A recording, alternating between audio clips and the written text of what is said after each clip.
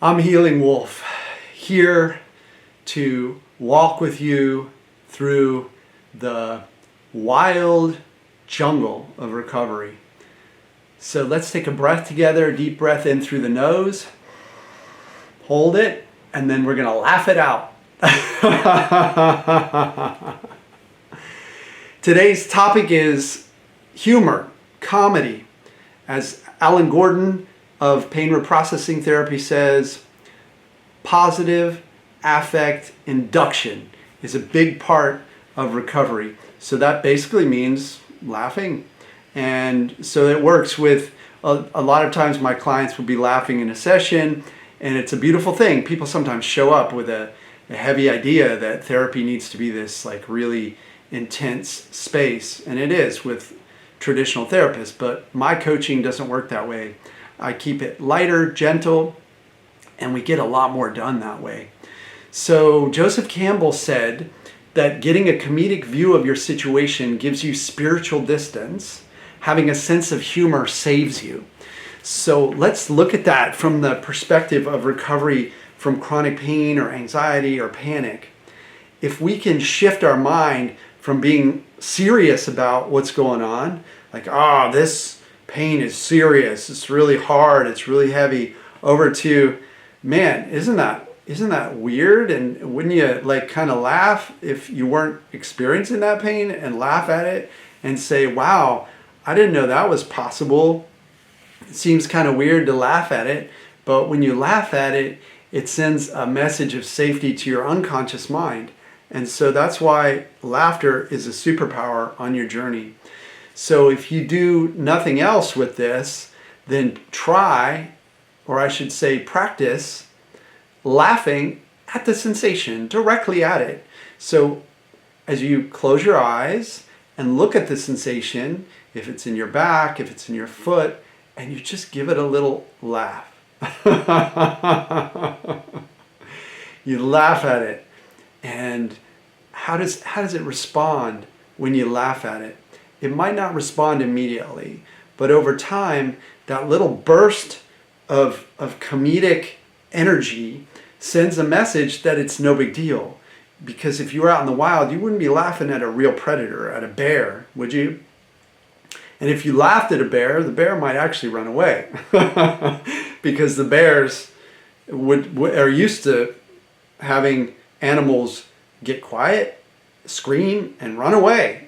And if you laughed and walked towards it, even better. So comedy saves us. Comedy gives us spiritual distance. How does it give us distance? When we laugh, or we have an attitude of laughing at something that's going on, it moves us a little bit away from the idea that it shouldn't be happening. It moves us away from that heaviness of complaint and blame and catastrophizing. It's really hard to catastrophize while you're laughing, which is why people love to go to comedy shows, because lives are complex, lives are challenging. As Buddha said, life is suffering, and there's an end to suffering. How do you end the suffering? Well, you become really mindful. You separate yourself from it, and you see that you can be at peace and enjoy even when something uncomfortable is going on. So practice that. Practice laughing. Practice giving yourself, it might seem weird, it might seem strange, that's fine.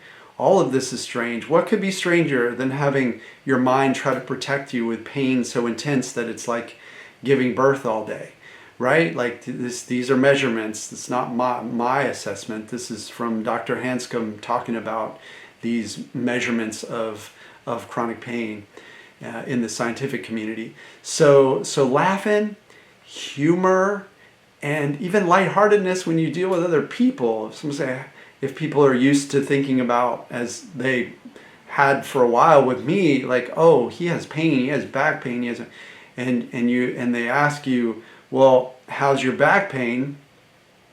You could say, it's not bothering me anymore. It's not bothering me any less.